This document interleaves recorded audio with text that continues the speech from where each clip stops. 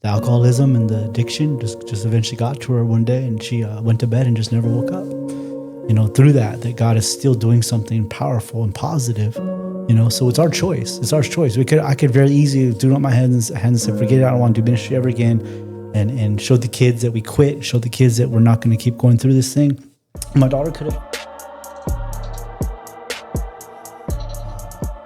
but I always had good parents. I always had good upbringing, morals, those kind of things. But for some reason, there was always just something missing. You know what I mean? So kind of ran the streets for a little bit, even though most people say, hey, you had the support system, you had the background, you had everything you needed to do to succeed, which I probably did.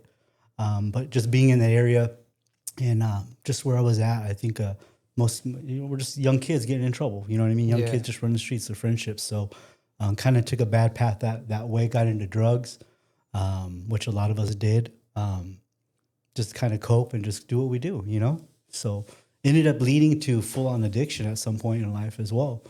How long did that last for? Full on, I would probably say at least, 7-8 years. So now that you're older, did you, so like for me, I had that void in my heart, bro, and I kind of centered it to like what that void was from. I grew up not having my dad there. Mm-hmm. And so that caused me a lot of like resentment, anger, abandonment issues, man. And that's why I was acting out as a kid. So for like you, have you really pinpointed what that emptiness was? I actually, that's a great question, man. I actually have not. Yeah. That's what I'm saying. Kind of like most people say, I identify it to this one source. But I really do think it was just that void. I think that most of us feel that separation from God.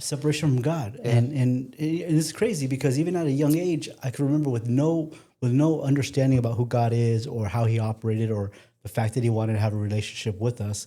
Without any of that knowledge, I always felt there was something there. Mm-hmm. I always felt I'd hear like a song or some where, maybe even if it was just going to Sunday mass once in a while here and there for a holiday, I always felt that there was more.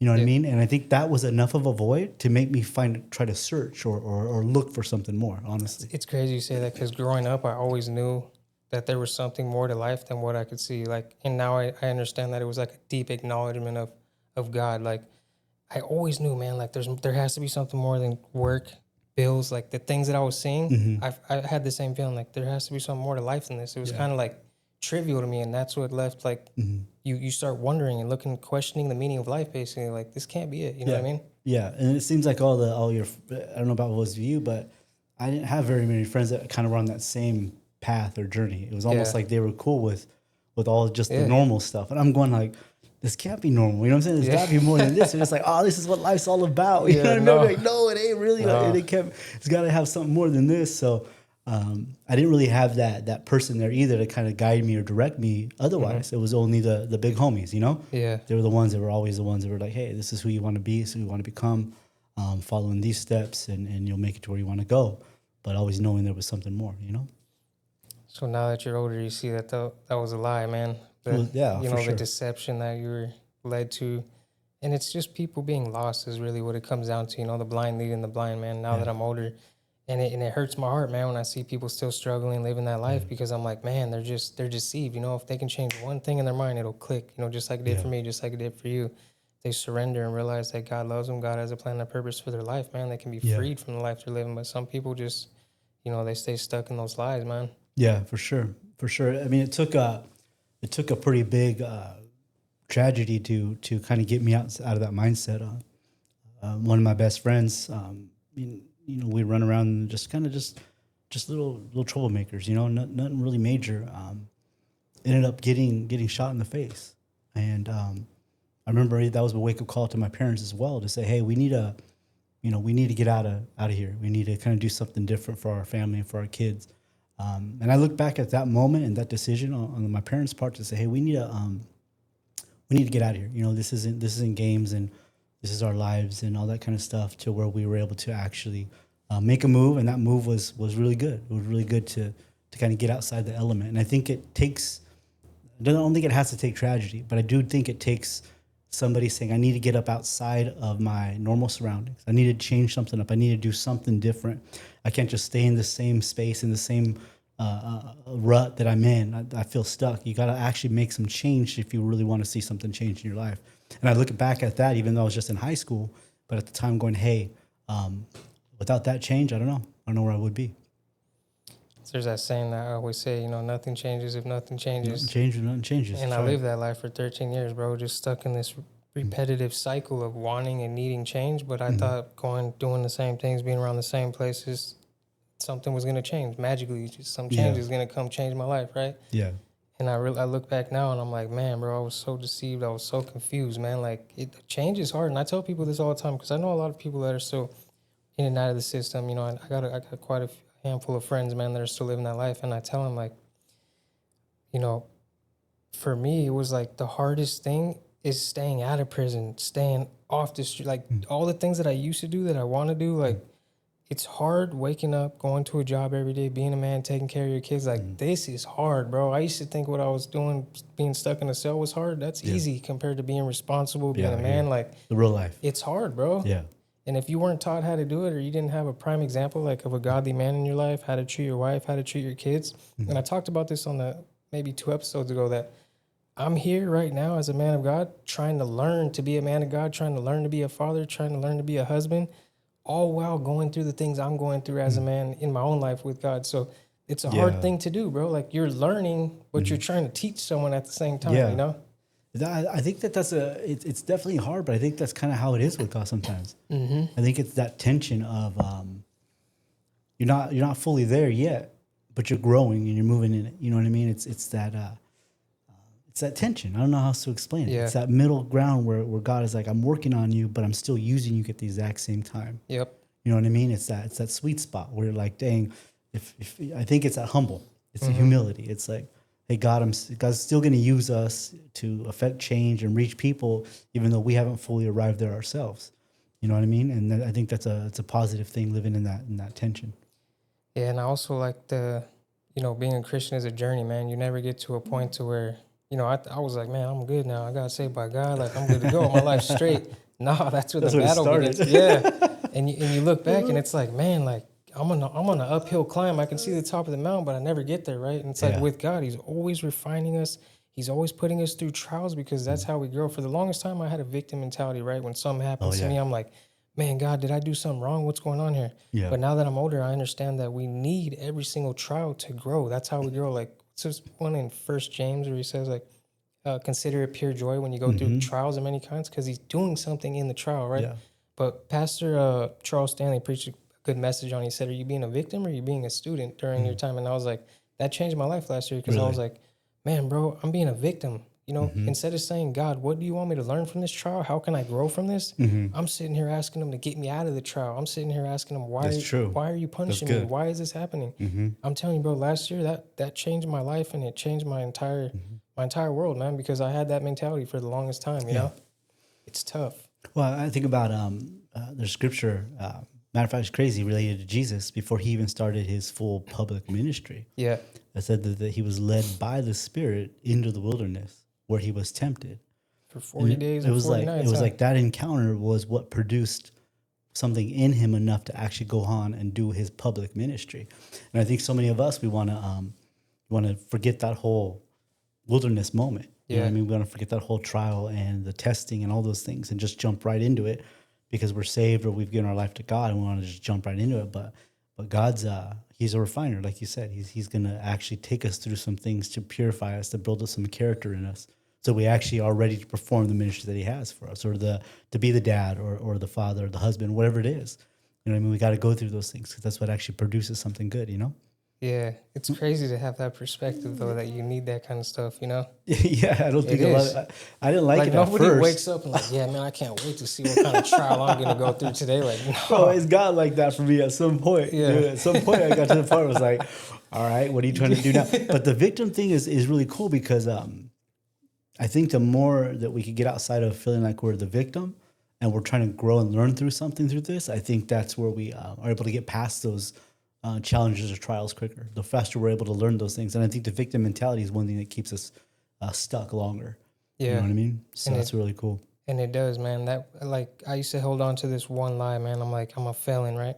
I'm a felon. I can't go do this. I can't go serve God. Like, I let that one limiting belief for the past, I would say 10 or 11 years, bro, hold me back from like doing this. What I'm doing right now, I'll tell you the story. I was sitting down there at the 7-Eleven right down the street, and I'm sitting in my truck, man. I'm praying because I was going through something, bro. I was like the past maybe 4 or 5 years, bro. I've been going to church, taking care of my kids, going through all the motions, right? But I haven't been experiencing like that. You know, I had a fire in me when I first got out of this program. You know, I was like, man, I'm ready to go for the Lord. You know, I didn't have kids at the time.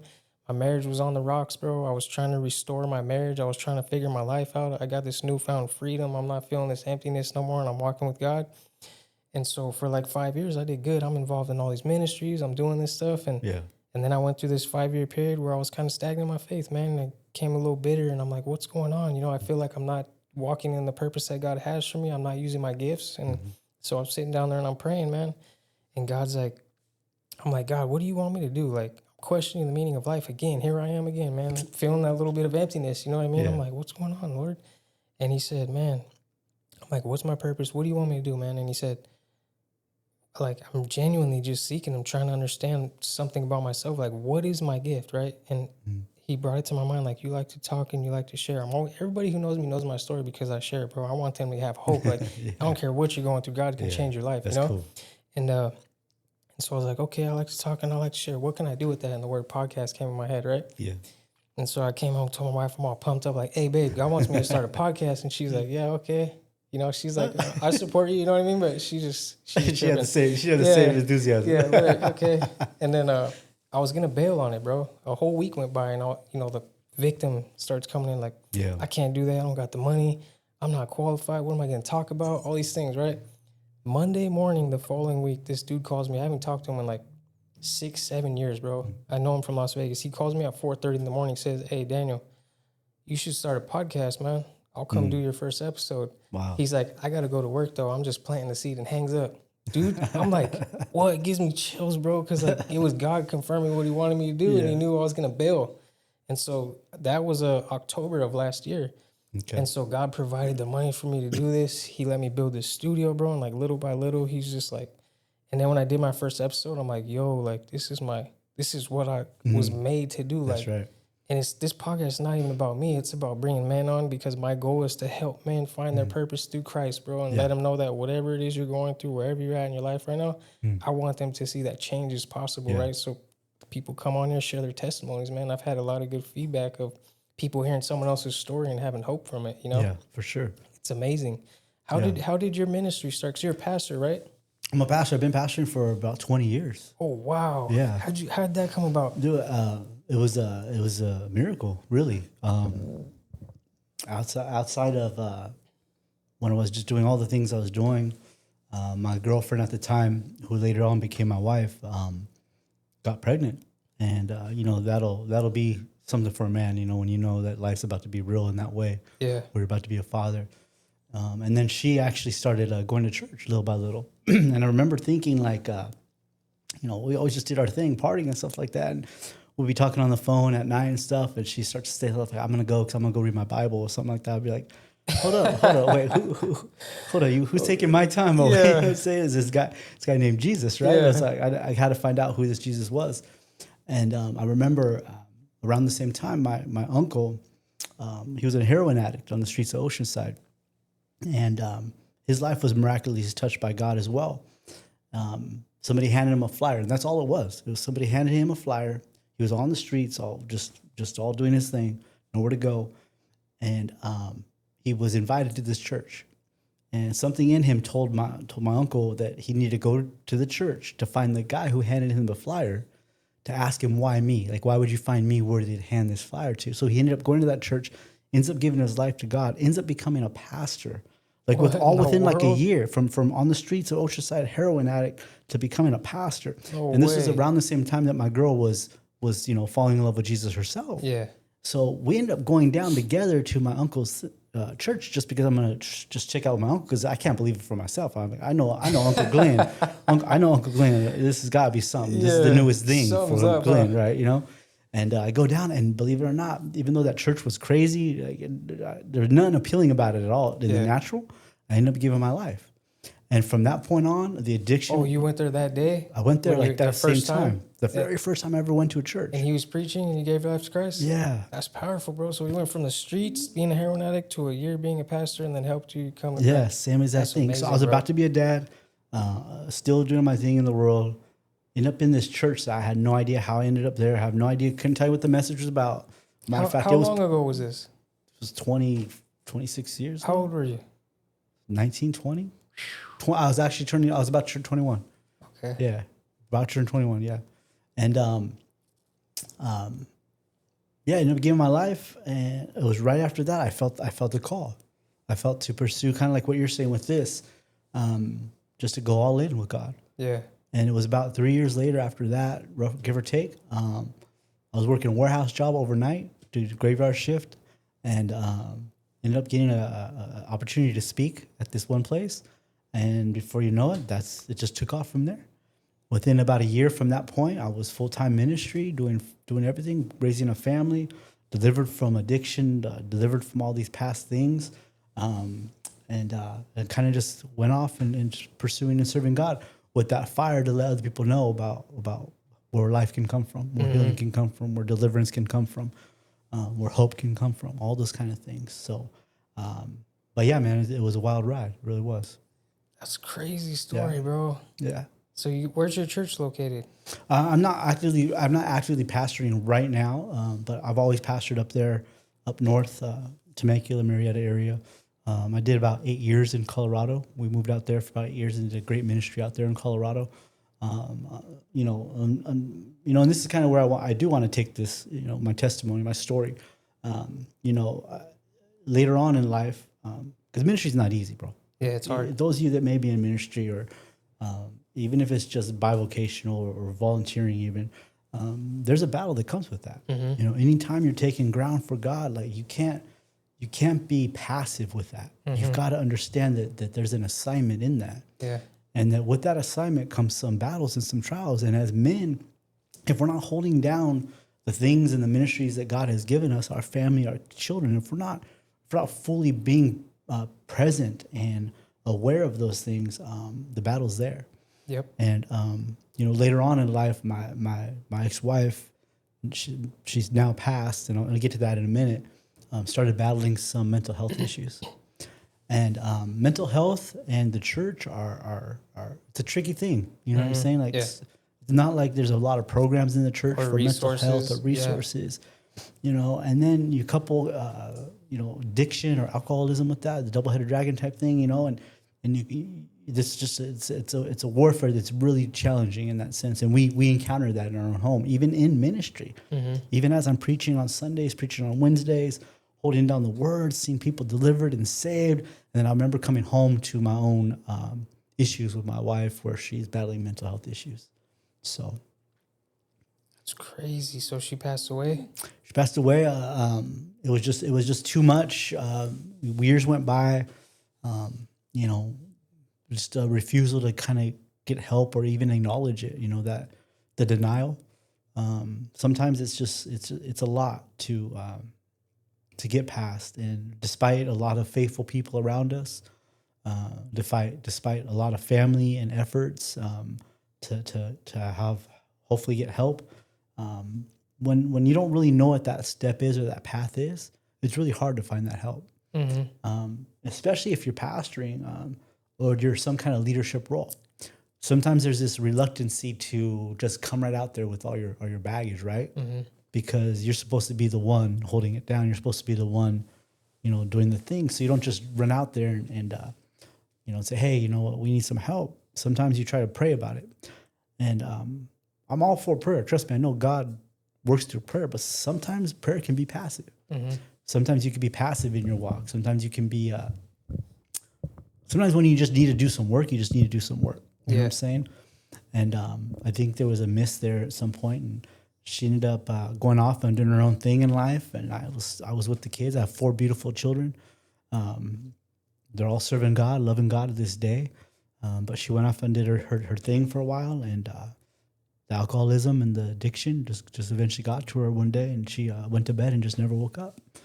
And that's heavy, bro, especially in church. Yeah. You know what I'm saying? It's especially with the kids too. With the kids. I could imagine, man. They lost their mom. That's a tough thing to go through. Yeah. Especially, man. That's tough, bro. Bro, it is, and that's what I'm saying. Like, if you know, the people out there listening right now, I mean, you know, don't be too proud or have too much of an ego to try to go get help when you need help, or act like you know, God can and will come through, but there's also work that we got to do in that. You know what I'm saying? As we're praying, there's action to take. Yeah, you know what I'm saying. I associate that to our walks with Christ. Just because we're saved, that don't mean everything's fixed, right? Like you got to go through this transformation process, but it requires effort from you to take the steps to get to the transformation, to get to the end, right? Like we become a new creation when we accept Christ. Immediately you're a new creation, you're saved, name in the book of Lamb. But you have to take, like, over the years, I didn't work on myself, bro. I didn't, you know, I was just going through life, taking care of the kids, taking care of the family. But I didn't take the steps necessary to heal. I had a lot of childhood trauma. I had a lot of things I've been through and a lot of things I didn't address, bro, that were just lingering in there, right? And your heart becomes calloused when you don't deal with the things. Whether you're a Christian or not, you'll see a lot of sour Christians. You'll see a lot of people who are in ministry and say that they're Christians, and you can see that they have some things going on internally that they may not be dealing with because they're not putting the effort. So it's like you're saying, like, our walks with Christ requires a lot of effort from us. It's not all God. Like, we have a part that we need to do to get to where he wants us to be, right? Yeah, for sure. 100%. It's like going to church. Just because I'm saved, I have to wake up, get dressed, and go to church, get myself there, right? God's not just going to move me over there. Like, you got to make the effort. What's one thing, though, if you could tell somebody right now who has a child or a loved one or a wife or a husband who's battling mental illness, like, what's the most important lesson that you learned from that you could give them hope to that situation?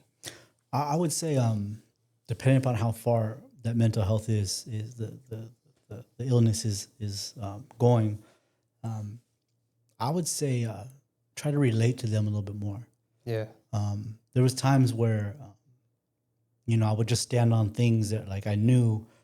Let's just say they were hearing borderline schizophrenia or something like that, where you know, they're hearing voices or they're thinking things are being said or whatever.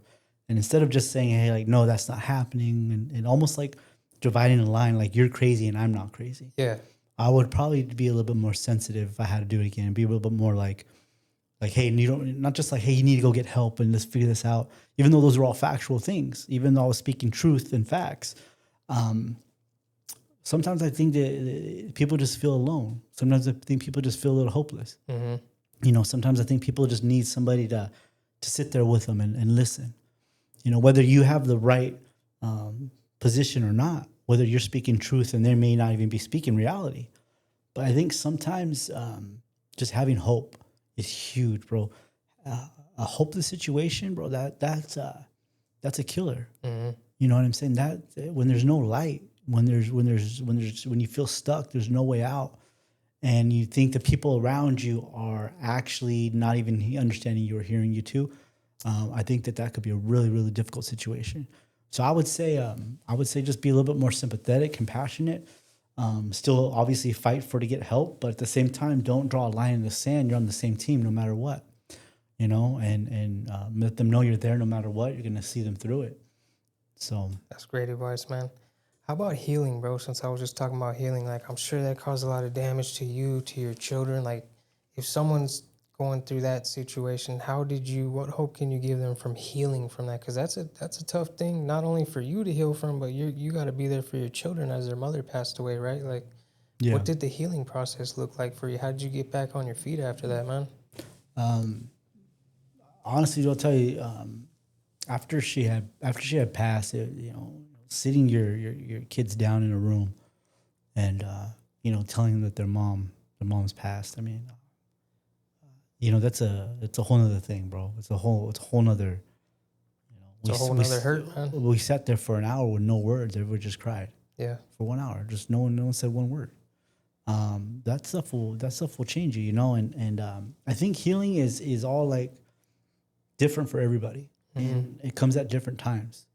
For me, being a dad, I think I went into protection mode for so long. It was just all about the kids. I had to protect. I had to hold it together. I had to do those things. I probably didn't start my healing process till recently. How long has it been since she passed away? Only 3.5 years. Okay, yeah, so it's still pretty fresh. Yeah. So I think when you're a dad, I think you go into protection mode. You kind of want to see the kids get healed. You kind of want to be there for them. You know, you don't want to break down always. I mean, be vulnerable with them. Yeah, but not all the time. They probably you wear have to on be them, that one, you know. And so I think after they got healing, I think I finally started allowing myself. Once I kind of started to see them kind of progress in their calling and what God has for them, I think that's when I kind of allowed myself to start to feel those things a little bit more unintentionally. I think I just automatically operated that way. You know? Yeah, you probably didn't have that guard up anymore. Like you're focused on this. Yes. Now that they're comfortable, so now you're comfortable. Yeah, I let the guard down, unknowingly even letting it down. But then all of a sudden feeling these things that, you know, I hadn't really felt or, you know, but so it's pretty fresh as far as that healing process goes. And I think that goes with everybody. I've seen some kid, like one of my daughters seems like she went through the emotions of it right away. Mm-hmm. You know, where my son would say it took him a year and a half even just to really break down and to see that as a reality. So I think it's all different. But I would say just lean into whatever you're feeling. Don't push it away, you know? Yeah, don't run from it. Don't run from it. Yeah, feel it. It's crazy because, like I said, I didn't work on myself, and I was 31 years old. I'm 36 right now. And, you know, I told you my dad wasn't around when I was younger. And I forgave him when I was young. He came back into my life when I was about 21. He wrote me a letter in prison, said, "Hey, son, I'm sorry. I want to be a part of your life." You know, he had addiction issues. He was running the street, and I related to that because look at me, I'm sitting in a prison cell. You know what I mean? Mm-hmm. Lived the same life. Yeah. So I related, forgave him instantly. But I realized I forgave him with my mouth. I didn't forgive him with my heart, right? So I still had this thing in here, and I didn't know it. I'm sitting in church one day, bro, and there's this guy right in front of me, and he has his son on his shoulder, bro. The kid's sleeping like peacefully, man. And I'm just looking, bro, and I start crying. Break down, start crying. I'm like, man, God, what's going on? I realized that I still had some rooted issues in there from that situation that I didn't deal with. I didn't acknowledge it. I didn't give it to God. I didn't ask God to help me, you know? So I'm right there in church, man, asking God, man, God, deliver this from me. Take it from my heart. Like, I don't want this pain no more. I don't want this anguish, you know? And it's important now, man, that I'm a father, that I work on these things, because if you do not, I promise you, everybody who's on here listening, generational curses will continue. If you're not the chain breaker in your family, if you're not the man who's going to say this stops right here, whatever is happening will continue happening, it's right? So true. My mom was a drug addict. I became a drug addict. Like, her parents were in the same boat. Like, it just doesn't stop unless somebody breaks the cycle, man. And that's an important thing to do, breaking that cycle. Yeah. And it's amazing now. My 4-year-old son, bro, like 2 weeks ago said, "Hey, Dad, I want to pray the sinner's prayer." And I'm like, "What? 4 years old, you can't even tie your shoes. What do you mean you want to?" You know what I mean? I was like, I couldn't believe the words that came out of his mouth. He was asking me and my wife, and I was like, bring tears in my eyes, bro, that my children are like wanting to seek God. And I'm on this mission now to help men. And the reason why I want to help men is because, you know, there's a 93% chance that the family's going to follow when the man gives his life to Christ. Yeah. That's almost a 100% chance your family has of knowing God, going to heaven, and being with God if you're able to give your life to Christ and follow Jesus, man. It's only 17 when the woman does it. So really? It's 17%. That's crazy. So it's amazing that the responsibility that we have. And the message today was about the same thing, man. We have a heavy responsibility as the head of the household, you know, to be the rock, to be the leader. Like, that's an important thing. You carry a lot of weight as a man, whether you think so or not. Like, your kids, you could tell them till you're blue in the face to do something, but they're gonna do what they see is how they're gonna act, right? Yeah, I think it goes back to that authority. God has given us that authority. There's that position that when we take that position, that we operate in that authority. When we take that spot that God has blessed us with and allowed us to be that influence in the home and in our family's life, we have to take that position. We have to take that position with purpose and understanding of that position. But yeah, man, I think you said something powerful too with the generational curses. I think there has to be that one because you know, dysfunction always wants to duplicate itself no matter what. It's natural for dysfunction to duplicate itself. But it's not natural for somebody to step up and be like, "Hey, I'm going to be the one that stops this chain." And oftentimes that person that chooses to stop that, man, they're going through the most because they're changing the whole culture of that history. You're going against the grain. And that person who stands in that gap, that person who decides that I'm going to be the one that this stops with, that I'm going to be the one that there no more is this going to be addiction or alcoholism or mental, whatever it is, like whatever that generational curse is, that person that stands in that gap and says this stops with me, man, they go through a lot in that moment, but they got to stay strong because they're changing a whole DNA, they're changing a whole culture, a whole family. So it's a tough space to be, but I see it happening all the time. Yeah. They're very, very possible for sure. Yeah. So we go to my wife's grandparents every year. We used to, right, when they were alive. They passed away a couple years ago. And I trip out, man, because, you know, her dad's a Christian, the grandpa's a Christian, and all the kids, there might only be like one or two that I know of, but they're saved now that weren't. And so we'd go to these family events, man. I'm sitting there, I just got out of rehab. And I'm sitting there and I'm looking at all these kids. I got kids running around and I'm like, I look at the grandpa. Her grandpa, you know, he's the one who talked me into going to rehab. Her grandpa and her dad, bro, they sat me down one day. I was 100 pounds, bro. I was ready to die. I'm serious. I was so far gone, bro. And they sat me down and they said, you need to go to rehab, you know? And I pretty much laughed in his face. The first time he tried to tell me, I was like, I'm not going to rehab. I don't need help. But I ended up giving in. But anyways, they've been spiritual mentors in my life. The only two godly men that I really knew that actually talked to me. So we're sitting there looking around, man, and I'm looking, and I think it was like Thanksgiving or Christmas, and I'm looking at like 40 or 50 people running around. The grandparents have kids there. Their kids have kids. So there's great-grandkids, grandkids, and the kids there, right? And I'm like, man, this is cool, dude. And they're all saved, like I said. So I'm looking around, and it hit me, bro, that the grandpa was the one that set that example for all these. Wow. And I'm like, bro, all these people came from those two people right there, and they're all saved because that man said, I'm going to be that man, right? Yeah. And when I figured that out, dude, it hit me like a ton of bricks. And I was like, I'm going to be that man. Like, I made a vow to myself that day because it hit me, bro. And it spoke to me like so clearly because I don't want my kids to ever be strung out, see their dad sleeping on park benches, in and out of jails. Like, that's the life that I came from, you know, running out there in the streets, being a fool, man. Like, my kids will never see me like that. Like, I made that vow, you know? And so now I got to see my daughter get baptized. That's like awesome, I said, look, 2 weeks ago, my son gave his life to Christ. He's That's 4 years old, bro. My other 7-year-old. I got one left that I need to get, you know, into heaven. My 2-year-old, but he's 2 years old. You know? So you got some time on that, bro. Yeah, no pressure then. But I look back and I'm like, man, God, like, he's blessed me, bro. And I share this hope because, bro, I don't care, like, what you're going through. Like, you can make a comeback from anywhere, right? Once you surrender, though, you got to be willing to lay your life down. Like, I had to get to that point to where I was like, surrender for sure. Lay my life down. And I said, God, I'm done with this. Like, I can't do it no more. And he instantly delivered me from drugs, bro. And I've been sober 11 years now, That's walking awesome. With God, man, on this path. And it's been amazing to see what he can do, right? It's powerful, bro. Yeah, it's powerful. Yeah, let me jump in on that with my kids, with my story. Growing up in church, right? So they had every reason to hate God. Right? Because like, why would this happen? Or you know, faithful family always serving God. Like, you don't expect this kind of things to hit that home. But to this day, my daughter, she's full-time ministry. My son actually went off. He actually went off 2 weeks after his mom passed. No, I'm sorry, less than 2 weeks. A few days after his mom passed, went off because he had been accepted to Bible college out there in Alabama. He went out to a Bible college. He just got back home. He was out there for 3 years, a little over 3 years. Dang. You know, he contemplated staying and all that. I was like, no, this is what mom would want. And you got to go out there and fulfill it. But he went out there and got a degree in ministry. You know, so he's doing full-time work.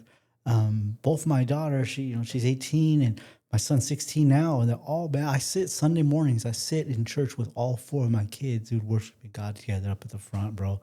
It's like literally one of those things where I'm just like, yeah, like there's hope there. There is victory there for anybody that's doubting that the work that you're putting in today, it may not seem like there's building some fruit with it or that you're not seeing much progress. But I'm telling you, there'll be a day, if you stay faithful, there'll be a day where you will sit there and you will see the generations to come of your work that you've put in. And I'm sitting there on Sunday mornings, dude. I'm just like looking at both my kids in full-time ministry, both my other kids just passionately in love with God, and I'm going, dude, I didn't do any of this, bro. Yeah, nothing to do with me, man. Because it had anything to do with me. Yeah. You know, it's in spite of me, actually, you know, and, you know, thinking that pastoring is what I was supposed to do. And that held it down. It showed him an example. But reality, God is good. And you know, he'll pick up the slack. He'll pick up the lack. And he'll actually, you know, if we stay faithful, he'll love on the kids for us. He'll see them through as well. So what was the... like raising their kids, man, if you could give some hope to someone out there that's trying to raise a godly child, like what were the non-negotiables for you with your kids? Like, was it prayer? We got to read. We got to go to church. Like, what were some of those seeds that you planted in them to get them on the right path? You know, I think non-negotiables. I don't know if we had set non-negotiables. They knew how we operated. They knew how the home operated, and definitely church was part of that. But I was pastoring as well. Yeah. So, but I always wanted to make sure that their faith was going to be their faith, not based on my faith. You know what I mean? Forcing it on them. No, I didn't really force it on them too much. Yeah. They had to go to church with me once a week. If it was going to be youth ministry or whether it was going to be Sunday, whatever, they'd have some kind of involvement. But I let them pick what that was.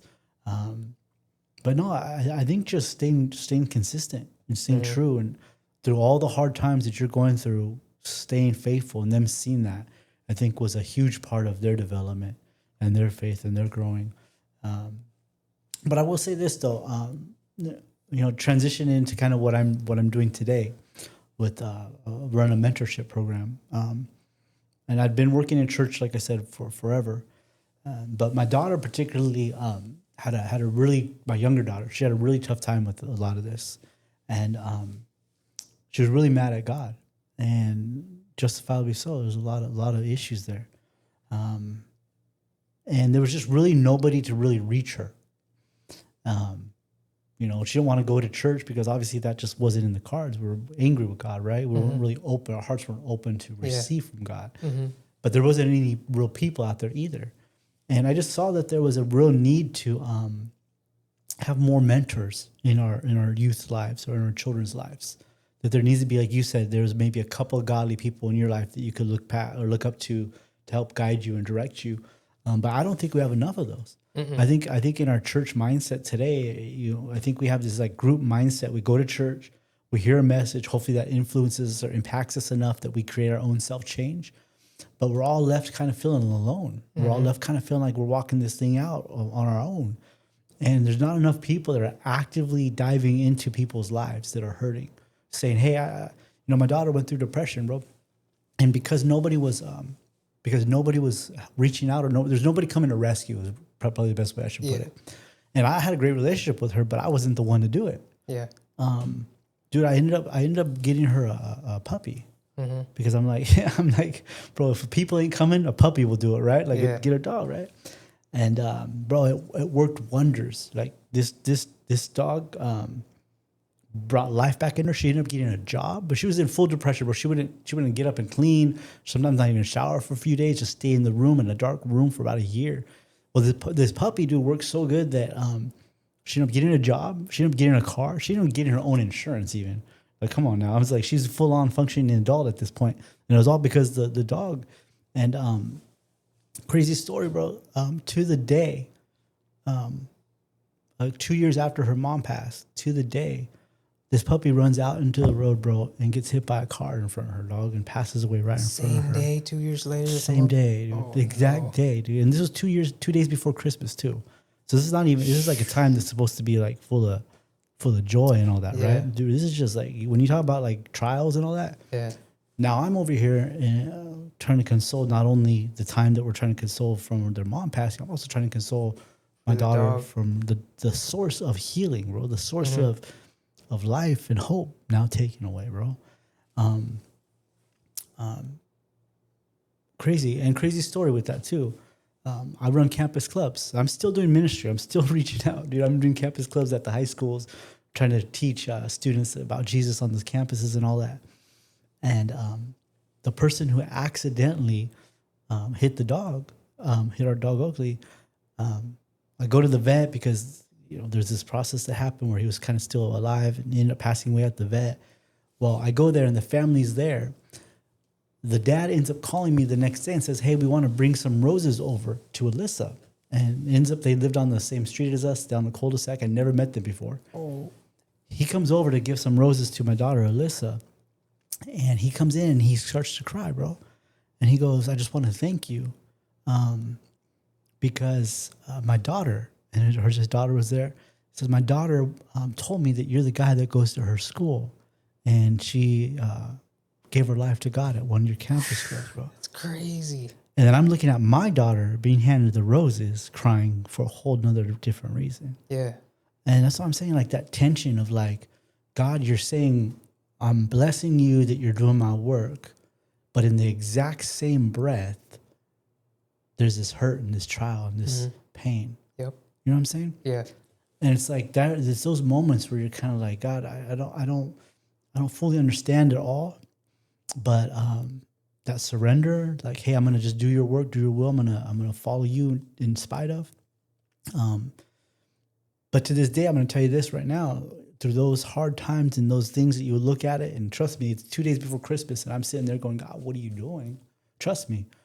To this very day, my daughter, has recommitted her life to Jesus, has doing her devotionals every day, doing the whole deal, putting in the work. And so I say all that story to say, no matter how hard like life might feel or seem, or how alone you might feel like you're in this by yourself, as long as you keep that hope, God can restore any story, bro, and He can do anything. Amen. And it's crazy.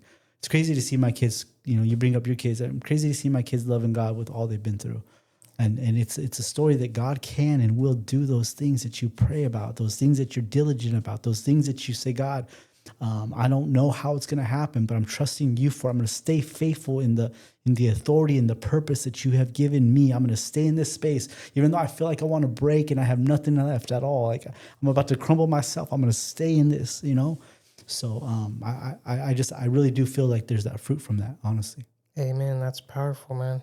That's very powerful, because you know what? Like we were just talking about that earlier, going through trials, man. There's a lot of things that happen that I don't understand. Yeah. And I got to trust God, man. I got to lean on His word, man. And Romans 8:28 is one of the ones that I really lean on when I don't understand things. Like, I don't understand how God made us, right? He tells me how, but I don't understand. Like, our mind can't comprehend that. Your mind has 100 million photoreceptors in it, bro. Like 100 million little particles in your eye that make up your eye that scientists try to replicate and understand, and they can't replicate it. They don't understand how, right?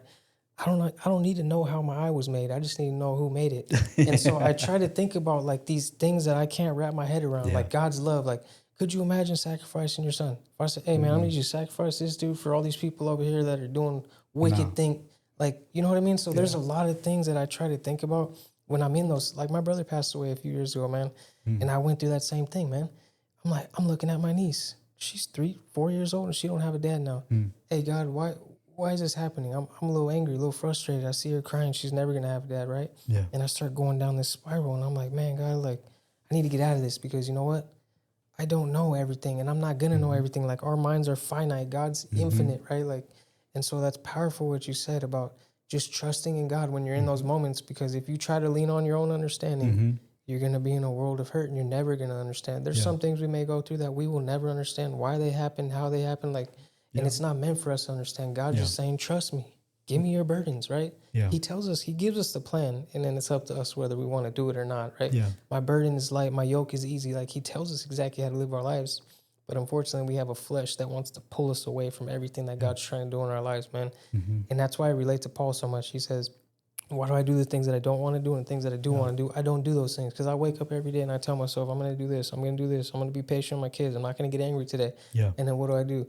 I go and get angry with them. I'm impatient. You know what I mean? Like, it's the life we live, man. And, but we got to appreciate like both sides of the struggle, man, because if you look back in your life right now at the most painful thing that's probably ever happened to you, and you look at what it did to your mind and your faith and how you're working through it, you understand, okay, I needed that to get to where I'm at today, as painful as it was, as bad as it was. And like, it took me a long time to understand that and have that mentality. Like, I needed every single thing that I went through in my life to get to where I'm at today, man. Like, that's a hard thing to come to terms with. You know what I mean?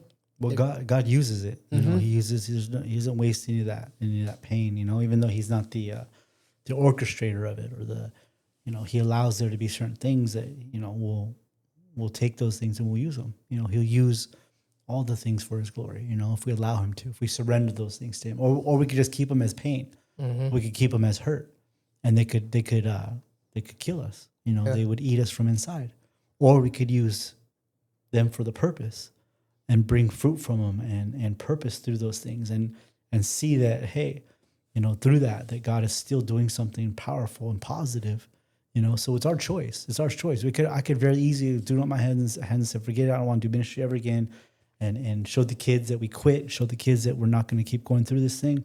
My daughter could have hated God for the rest of her life if she wanted to. And I can't be mad about that. Yeah. I don't understand what you're doing, God, but I can't be mad at her for hating you. This don't seem fair. Yeah. It doesn't seem fair. Yep.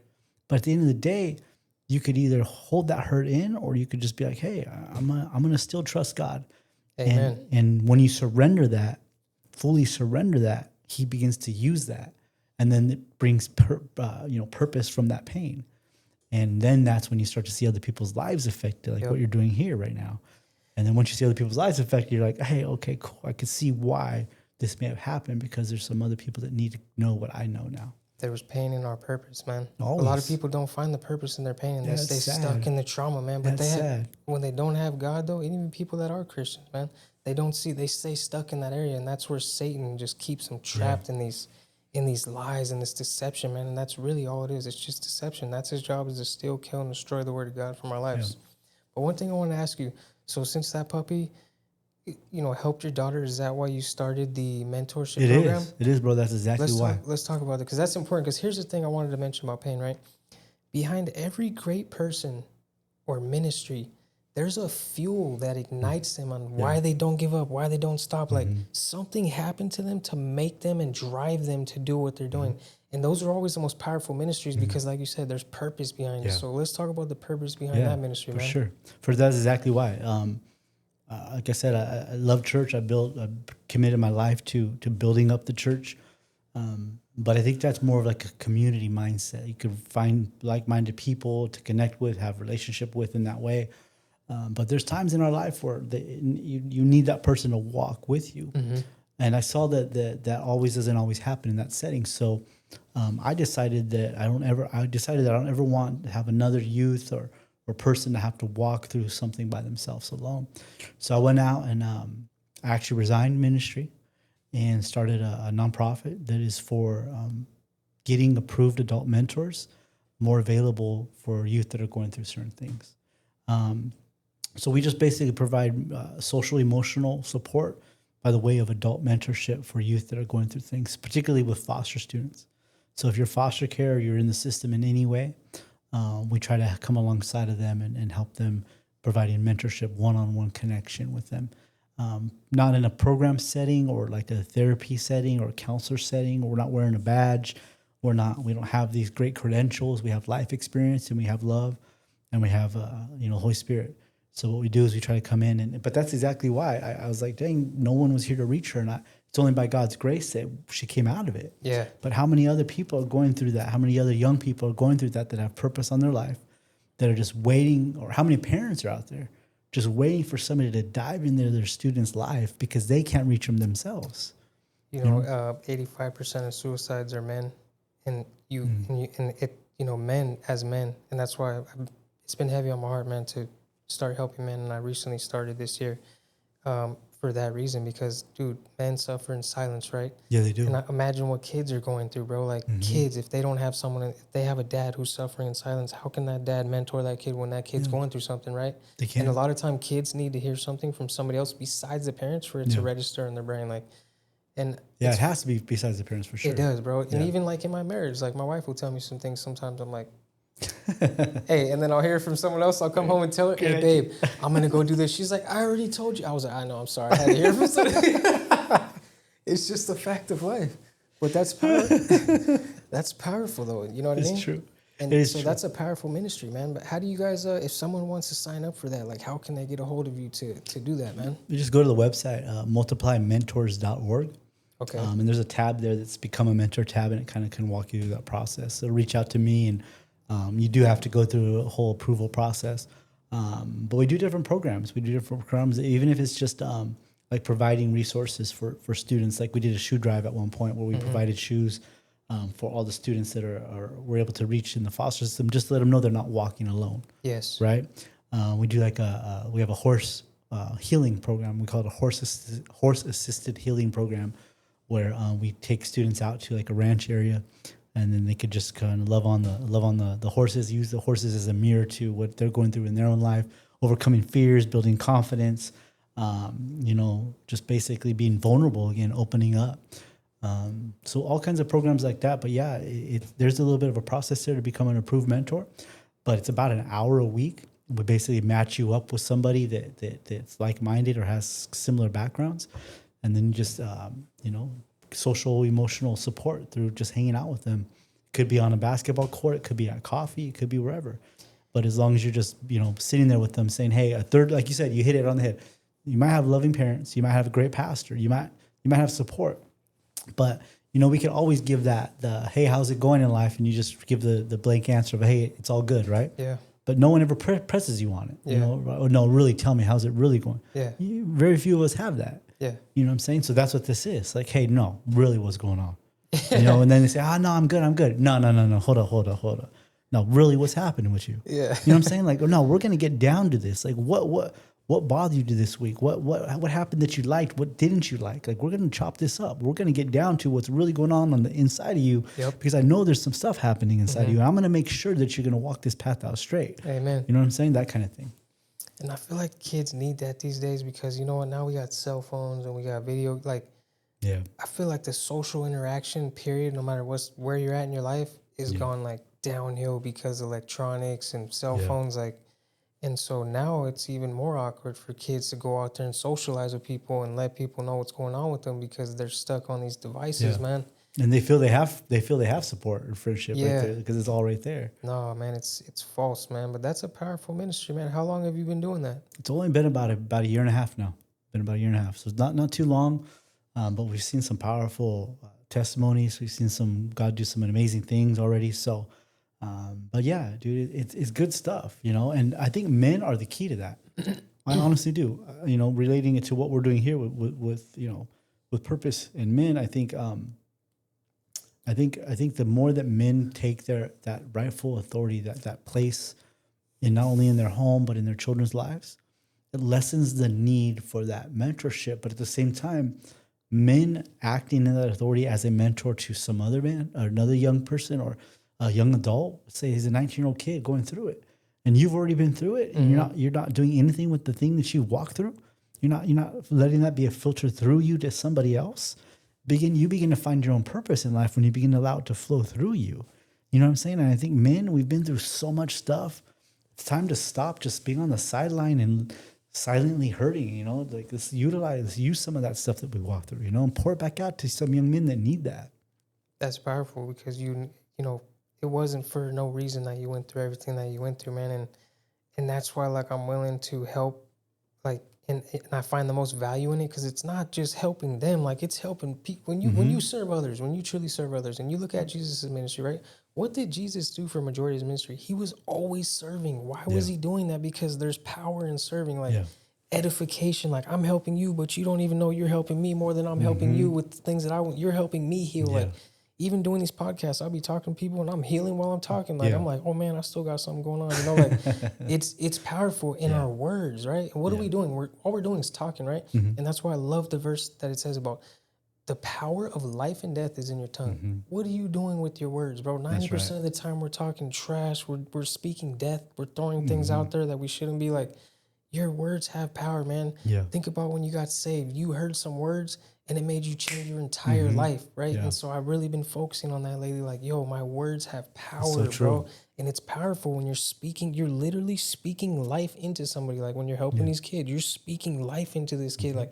That kid's going to remember that for the rest of his life. Anytime I heard the word of God when I was younger, I remember exactly to the T who was telling it to me because it was powerful. It does something to your brain, right? Yeah. And I always think that's so amazing, man. So I encourage everybody out there right now who's not feeling like you don't have a purpose or you don't have a path, man. God has a plan and purpose for you, man. And all the stuff you went through wasn't for no reason. It was for a specific purpose, man. When you come to Christ, he takes all those things and he makes something beautiful out of them, man. And it's like making ashes.